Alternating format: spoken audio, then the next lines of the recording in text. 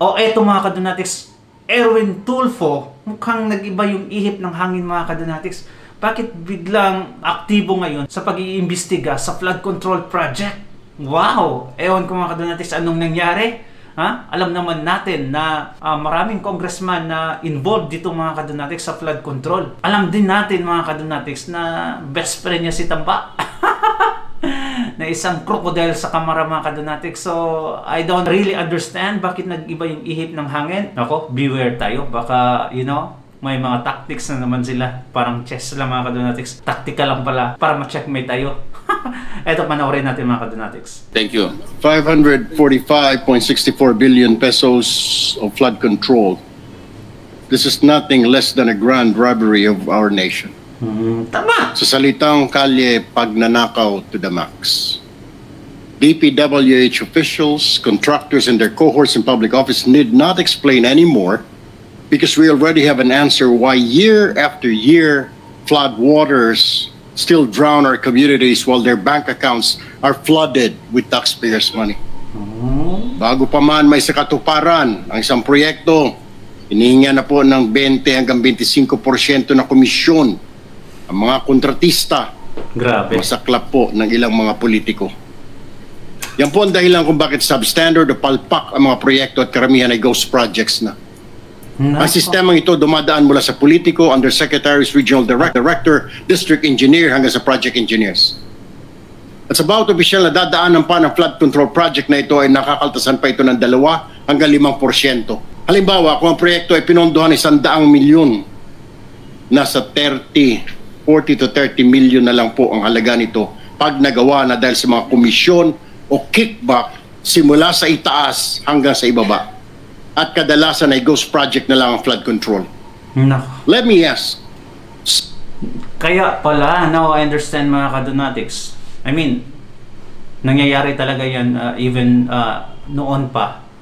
Pag may 100 million na budget mga kadonatics or 1 billion na flood control projects, before pa ma-implement mga kadonatics, magawa yung flood control project, ang dami na palang nadaanan ng 1 billion. Na instead, yung halaga talaga para magawa yung whole project mga kadonatics is 1 billion. Ang mangyayari, dumadaan pa sa mga kontraktor, sa mga politiko. Kaya ang nangyayari mga kadonatics, nasa 25 to 30% na lang mga kadonatics ang matitira for the flood control project. Kaya napaka-substandard. Now, we are talking about billions mga kadonatics here. Billions, not only 10 billion mga kadonatics, but a lot. They are also talking about the ghost project mga kadonatics na pinunduhan, humingi ng budget for this particular project mga kadonatics na fake pala. Grabe. Grabe ang Pilipinas. It's more fun nga talaga. Sino-sino ang kumita habang libo-libong Pilipino ang nalulunod sa baha?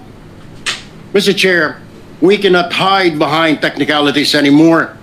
Names must be named, heads must roll. The Filipino people are tired of endless excuses and lies while corruption continues to thrive.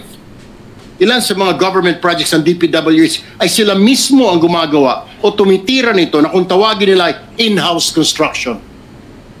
At ang resulta ng in-house construction na ito ay ghost projects nga.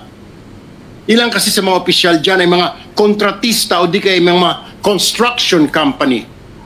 Ito ang dahilan kung bakit napakaraming mga bilyonaryo at bilyonarya sa DPWH na nagmamayari ng eroplano, daan-daang milyong halaga ng mansyon sa mamahaling subdivision sa Metro Manila. Grabe.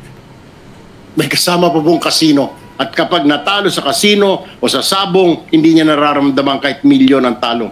This committee, Mr. Chair, must not only expose the truth, but also ensure that those guilty are punished, whether they are past or present officials, contractors or protectors in higher office. Kung may nakinabang dito, hindi po ang bayan, kundi ang mga magnanakaw sa pamahalaan.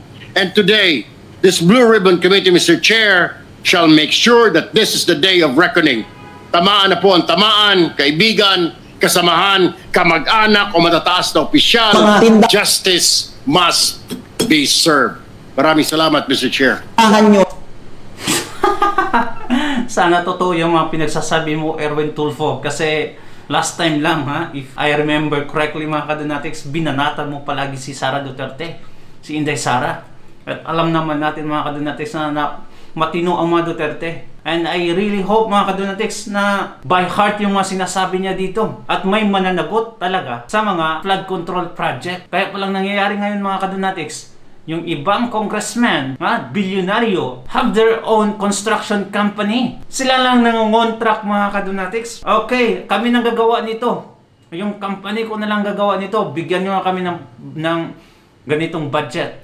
10 billion. Kami nang gagawa nito. Lagyan lang ng 2 billion mga kadonatics. At ang nakakalungkot pa mga kadonatics, hindi lang pala politiko ang may ganito. Pati mga officialis mga kadonatics. Grabe. Kaya yung governor ng Cotabato City mga kadonatics, kung saan makikita mo yung free hospital. May free hospital talaga doon sa Cotabato mga kadonatics. Ang governor doon, sabi niya, may pera ang Pilipinas. Kayang-kaya magpalibre ng hospitalization, schools and everything mga kadonatics. Pero dahil sa kurap, kaya tayo nagkaganito. Pero may pera nga daw talaga yung gobyerno mga kadonatics. Sobra-sobra pa. Ang nangyayari, napupunta lang sa isang tao mga kadonatics. Iilang tao. Ay, nakakalungkot talaga.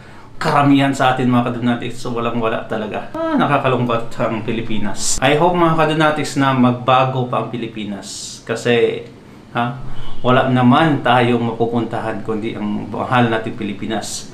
Even kaano pa yan kasama mga kadonatics ang nangyayari, that's our only country. At ipaglalaban natin at ipaglalaban talaga natin yan. Pero pag ganitong nangyayari mga kadonatics, nako, sometimes we think mga kadonatics na nako, mas maganda pa sigurong mag-change citizenship na lang.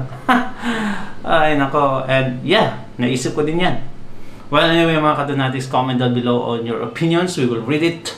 And thank you so much mga kadonatics. God bless you. Ingat palagi. Don't forget to subscribe and like this video. Bye-bye.